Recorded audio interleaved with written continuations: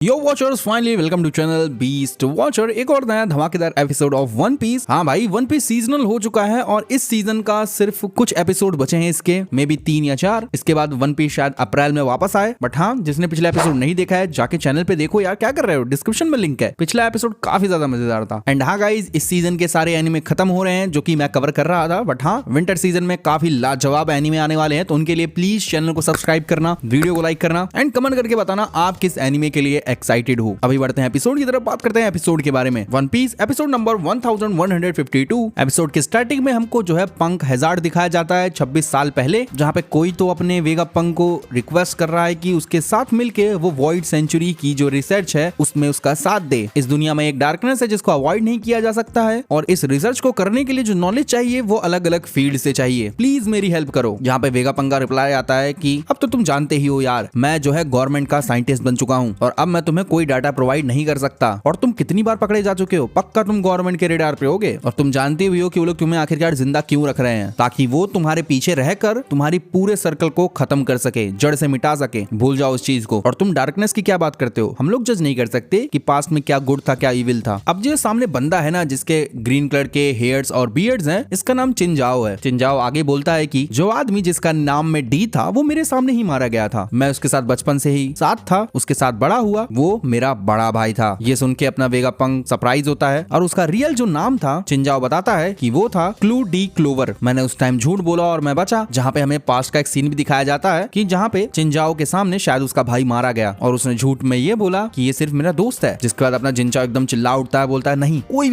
भी नहीं होना चाहिए जो कि अपनी नाम की वजह से मारा जाए। बहुत सारे हिस्ट्री के जो रिकॉर्ड्स हैं उनको सीक्रेटली मिटाया जा रहा है। जिसका वेगा पंक तो यहाँ से मना ही कर देता है कि भाई मैं तेरी कोई हेल्प नहीं कर पाऊंगा और भूल जा जो कुछ भी तूने मुझे बताया है, बस हाँ संभल के रही हो। जहाँ पे चिनजाओ ज्यादा वेगा पंक को ये बोलता तो है कि तुम कुछ भी कर लो, मैं इसके बारे में सच जान के ही रहूंगा किसी भी कीमत पे, क्योंकि जो पास्ट की वॉइस है वो मुझे सुनाई देती हैं। अब वेगा पंक यहाँ से चला जाता है। इसके बाद हम लोग को जो है पंक हैजार्ड जो है 22 साल पहले का दिखाया जाता है। मतलब हाँ, अभी जो सीन दिखाया गया उसके 4 साल बाद का, जहाँ पे कोई तो बोल रहा होता है कि बस्टर कॉल जो है इशू कर दिया गया है ओराहा के अगेंस्ट में, वेस्ट ब्लू में, और मुझे ये चीज देखनी है। जिसके बाद हमको दिखाया जाता है क्लोवर जो कि एक आर्कोलॉजिस्ट होता है, जहाँ पे ये बंदा बड़ा खुश होता है कि कोई तो पकड़ा गया और हाँ अब कोई भी जो है वॉइड सेंचुरी के बारे में रिसर्च नहीं कर पाएगा। और कितना बढ़िया है ये चीज एग्जांपल सेट करने के लिए। अब वेगा पंक को जो है अपने चिनजाओ की बातें याद आ रही होती हैं इस टाइम पे, जहाँ पे कुछ लोग बात कर रहे होते हैं कि जो ओहारा का एक बच्चा है ना वो शायद बस्टर क्लॉज से बच गया है। अब ये बातें अपना वेगा पंक सुन रहा होता है और उस बच्चे को इन लोगों ने वांटेड लिस्ट पे भी रखा है। अब वांटेड लिस्ट जो होती है ना अपने वेगा पंक के हाथ में भी होती है और इस पे नाम लिखा होता है निको रॉबिन का। जिसके बाद यहाँ पे वेगा पंक एक जगह पहुंचता है जहाँ बहुत सारे रिकॉर्ड्स पानी में फेंके हुए होते हैं, जहाँ वेगा पंक कहता है कि शायद उनके पास टाइम था इस चीजों से बचने का। एंड वो रोने लग जाता है और बोलता है कि क्या सच में तुम सभी इसलिए मारे गए ताकि जो कलेक्शन ऑफ डॉक्यूमेंट्स है वो बचा रह पाए। जब वेगा पंक ये भी कहता है कि कौन ही ऐसा हो सकता है जो कि अपने लाइफ को रिस्क पे डाले और ये रिसर्च को आगे बढ़ाए। जहाँ पे वेगा पंक पहुंचा होता है अपने ओहारा की बॉडी के पास, मतलब जहाँ उसकी कब्र होती है शायद, और वहाँ पे वो फूल रखता है। जिसके बाद हम लोग प्रेजेंट टाइम में आते हैं। वेगा पंक का ब्रॉडकास्ट अभी भी चल रहा होता है। वेगा पंक बोलता है कि हाँ उसे किसी ने बताया तो था कि वो पास्ट की वॉइसेस को सुन सकते हैं और वैसे भी हिस्ट्री उन्होंने लिखी है जो उसको जीते, और जो वॉइसेस थी उनको दबा दिया गया इस समुद्र की गहराई के अंदर और अब बड़ी मुश्किल से ही उन्हें सुना जा सकता है। लेकिन हाँ, जो सच्चाई जानी गई इतने बड़े बड़े सैक्रिफाइसेस के बाद, उन्होंने मदद किया वर्ल्ड को आगे बढ़ने में। और मैं होप करता हूँ कि जो ब्रॉडकास्ट है ये आप सभी तक पहुंच पाए। जिसके बाद इस एपिसोड का यहाँ पे टाइटल आता है जो कि होता है her father and mother's legacy born is नीका पंच। जिसके बाद हम लोग को जोरो और बाकी लोग दिखाए जाते हैं, जहाँ पे जोरो कहता है क्या हो गया, जल्दी टेक ऑफ करो ना। जहाँ पे जो हॉर्स वाला बुढ़ा है ना वो हमारे पीछे पड़ा हुआ है। जहाँ पे लिलिथ बोलती है हाँ इसी वजह से तो हम लोग भाग नहीं सकते हैं यहाँ से। जहाँ पे लिलिथ आगे बोलती है कि उसे पता चला है जो शिप है वो इक्विप्ड है ऐसे बूस्टर से जो कि एक लॉन्च में उसे 1 किलोमीटर दूरी फेंक सकते हैं, और किसी तरह उस मॉन्स्टर ने अगर हम पे हमला कर दिया तो हम लोग जो है अपनी ट्रैजेक्टरी को भूल जाएंगे भाई, हम लोग पहुंच ही नहीं पाएंगे। जिसकी वजह से जो नॉर्थवर्ड की विंड्स है ना वो हमें रोक देंगी और हम लोग पहुंच नहीं पाएंगे। और मेरी कैलकुलेशन हिसाब से उसके बाद जो हमारी शिप है वो पहुंच ही नहीं पाएगी सी की तरफ और हम लोग सब मारे जाएंगे। तो हाँ, अगर हम लोग इस बुढ़े से छुटकारा नहीं पा पाए तो हम लोग बच नहीं पाएंगे। लेकिन अचानक से जो है अपने लिलिथ को एक पंच लगता है, वो भी एटलस का। यहाँ से सीन कट होता है तो फिर हम लोग देखते हैं अपने वॉल्करी को जो कि भाई साहब एकदम गुस्से में खड़ा होता है अपने आयरन जाइंट के पास। एंड सारे नेवी के लोग भाई डरे घबराए होते हैं और उनमें से किसी को भी आइडिया नहीं है कि भाई क्या ही हो रहा है। जहाँ पे आयरन जाइंट को देख के अपना लूफी एकदम सरप्राइज होता है। ऊपर से बाकी जो जाइंट्स होते हैं ना वो कहते हैं अरे एक ऐसा जाइंट जो कि आयरन से बना हुआ है। अब वो भाई रोबोट जो होता है वो जॉय बॉय करके चिल्लाता है और कहता है कि मैं बहुत ज्यादा खुश हूँ तुम्हें वापस देखकर। जहाँ पे लूफी पता नहीं चलता कि वो मुझसे बात कर रहा है, लेकिन हाँ आयरन जाइंट बोलता है भाई तुझसे ही बात कर रहा हूँ। जहाँ पे आयरन जाइंट बोलता है कि तुम लोग जाओ, तुम्हारा एनिमी मेरा एनिमी है, मुझे खुशी होगी कि मैं तुम्हारे लिए दोबारा लड़ पाऊं, जॉय बॉय। जहाँ पे लूफी तो खुश होता है कि भाई ये रोबोट बोल भी सकता है। दूसरी तरफ जो अपने एल्डर्स होते हैं भाई, वो लोग तो इसे टुकड़े टुकड़े करने में तैयार होते हैं, क्योंकि हाँ उन्हें वेगापंक की बातों को भी रोकना है, क्योंकि ट्रांसपोंडर स्नेल अभी भी इस आयरन जाइंट के अंदर है। अपना आयरन जाइंट तो एकदम बिल्कुल तैयार होता है कि जॉय बॉय खतरे में है तो वो उसके बचा के ही रहेगा। दूसरी तरफ जो अपने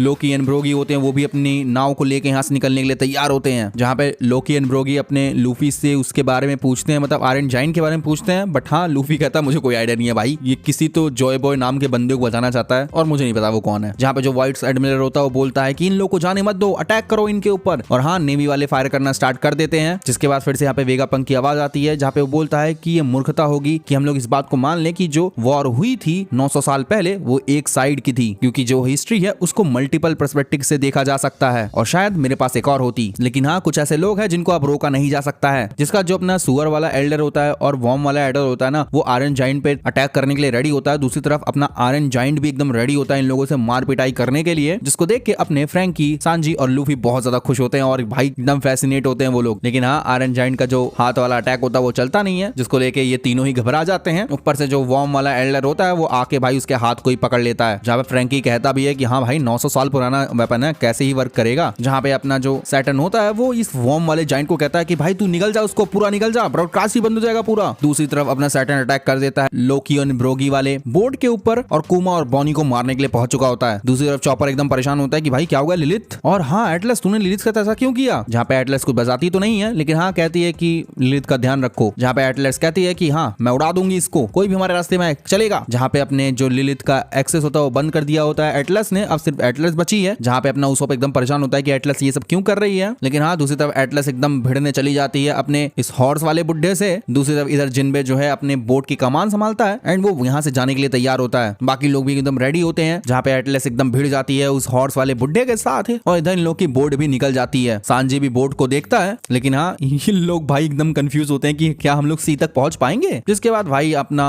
जो हॉर्स वाला बुड्ढा होता है ये भाई अपनी सॉर्ड घुमा देता है एटलस के ऊपर और एटलस मरते मरते मुस्कुराती है और भाई इस बुड्ढे के साथ ब्लास्ट हो जाती है। ये देख के पूरा स्ट्रॉ हैट एकदम सरप्राइज होता है। लेकिन हाँ ये इस ब्लास्ट के इफेक्ट से जो है ये लोग थोड़ा और पुश हो गए होते हैं और शायद अब ये लोग सी तक पहुंच जाएं और ये लोग एटलस को भी लेके एकदम परेशान होते हैं। दूसरी तरफ अपनी जो यॉर्क होती है वो एकदम हंस रही होती है, मुस्कुरा रही होती है कि एटलस भी चली गई और उसको बड़ा एकदम अच्छा लग रहा होता है कि सिर्फ अकेली जो वेगापंक है वो बची है पूरी दुनिया में। जहाँ पे सैटर्न जो होता है वो कहता है कि नहीं अभी हमें रोकना पड़ेगा, इस ब्रॉडकास्ट को रोकना पड़ेगा। दूसरी तरफ हम लोग वेगापंक के ब्रॉडकास्ट की तरफ बढ़ते हैं, जहाँ पे बोलता है कि 25 साल पहले तो अपना जो पायरेट गोल्डी रॉजर था उसने पूरी दुनिया की जो जर्नी है उसको कंप्लीट किया, तो जरूर उन लोगों ने जो है जो पास्ट की पुरानी वॉइसेस है उसको सुना ही होगा। जहाँ पे वेगापंक कहता है हाँ तो तुम लोगों ने नोटिस कर ही लिया होगा, लेकिन ये जो मेरा प्रोजेक्शन है ये फ्यूचर को लेके है। दूसरी तरफ जो अपने वॉर्म एल्डर और ये सुअर वाला एल्डर होता है ये दोनों ही भाई साहब भिड़ रहे होते हैं आयरन जाइंट से, उसकी हालत खराब कर रहे होते हैं। जहाँ पे आयरन जाइंट एकदम पूरा रस्टी हो चुका होता है, उसका एक हाथ चला भी जाता है। जिसके बाद फाइनली ये बंदा तैयार होता है कि चलो जॉय बॉय मैं उसको यूज करने ही जा रहा हूँ। दूसरी तरफ अपने लोकी एंड ब्रोगी की नाव पे अभी भी फायर हो रहा होता है नेवी की तरफ से और सैटर्न भी बैठा होता है भाई उसके ऊपर। जहाँ पे सैटर्न तैयार होता है कुमा और बॉनी को मारने के लिए, जहाँ पे लोकी एंड ब्रोगी आके बीच में उससे थोड़ा बहुत लड़ते हैं। बट हाँ अपना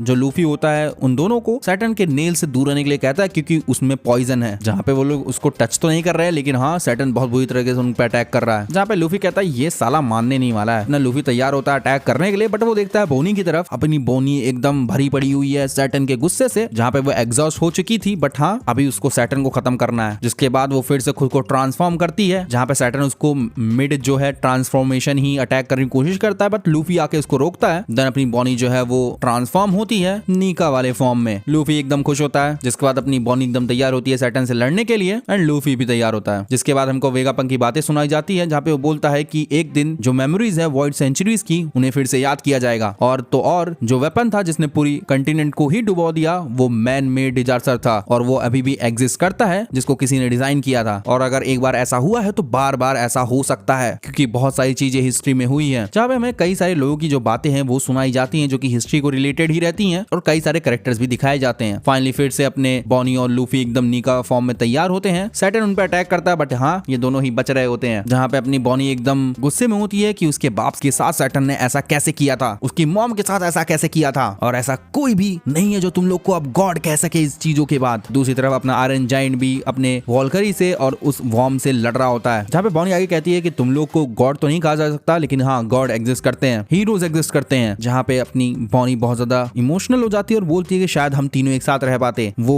उसके माँ बाप, और बहुत बार उसने ऐसा सोचा भी है कि वो अकेले रहने से अच्छा मार ही जाती, लेकिन हाँ वो जिएगी क्योंकि उसके माँ बाप ने उसको पैदा किया है। अभी हमें यहाँ पे एक छोटा सा ड्रीम भी दिखाया जाता है, जहाँ पे छोटी सी बॉनी है, उसकी माँ है और अपना कुमा भी होता है। एक ऐसा ड्रीम जो कि बॉनी जीना चाहती थी, जिसके बाद बॉनी एकदम तैयार होती है और भाई तैयार करती है अपना एकदम बिग पंच। सैटर्न भी तैयार होता है इन लोगों पे अटैक करने के लिए, एंड अपना लूफी भी तैयार होता है अटैक करने के लिए। फाइनली भाई यहाँ पे लूफी जो है रास्ता क्लियर करता है अपने बॉनी के लिए, और बॉनी तैयार करती है नी का पंच और जड़ देती है सैटर्न के मुंह पे। दूसरी तरफ लूफी भी जड़ रहा होता है उसको मल्टीपल पंचेस। कुल मिला के भाई ये दोनों मिलके अपने सैटर्न की फाड़ के रख देते हैं, एंड जस्ट इसी के बाद ये एपिसोड यहीं पे एंड हो जाता है। तो हाँ गाइस, ये था एकदम धमाकेदार episode of One Piece. Last के 3 एपिसोड शायद और बचे हुए हैं। आप बताना आप कितना एंजॉय कर रहे हो अभी करंटली वन पीस को। जल्दी ही यहाँ पे जॉय बॉय भी हमें दिखने वाला है, रूमर्स तो ऐसे ही आ रहे हैं। बाकी हाँ, मैं मिलता हूँ आपको नेक्स्ट वीडियो में, तब तक के लिए बी द वॉचर।